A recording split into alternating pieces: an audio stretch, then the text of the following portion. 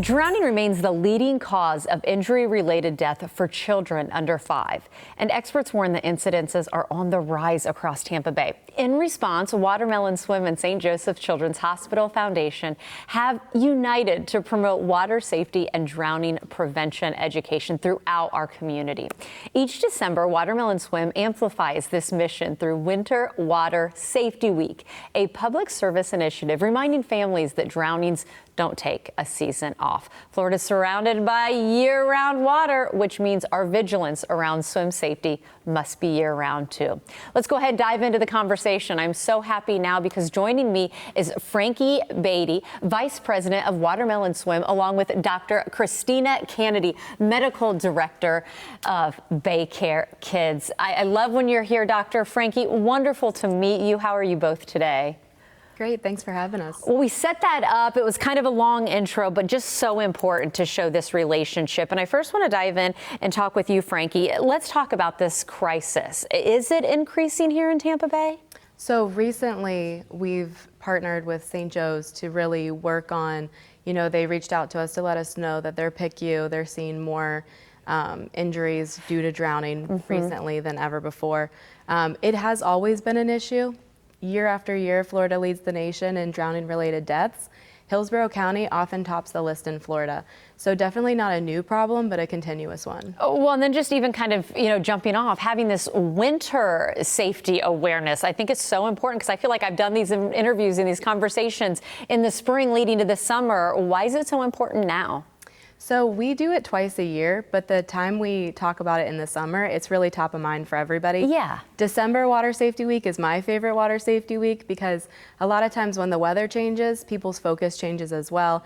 People have so much going on with the holidays, family in town. Sometimes it's just not as top of mind. But here in Florida, the water doesn't go away when the temperature drops, so the risk stays as well. And you know what I even noticed just even this weekend, I had my door open to my pool because the weather is nice. You want your doors open, you want your windows open. I was like, I better shut that even because of my 8-year-old. Is that what you were saying? I mean, let's talk about this relationship. Why was this so important for St. Joe's and to be able to make it happen with Watermelon Swim? So I think first we identified that we were having an increase in hospitalizations due to drownings. And that always motivates all of our pediatricians and our staff to be more diligent. Education is a big part of what we do. And anytime we have a time we can meet with a community partner and help support in their mission, we think it's really important.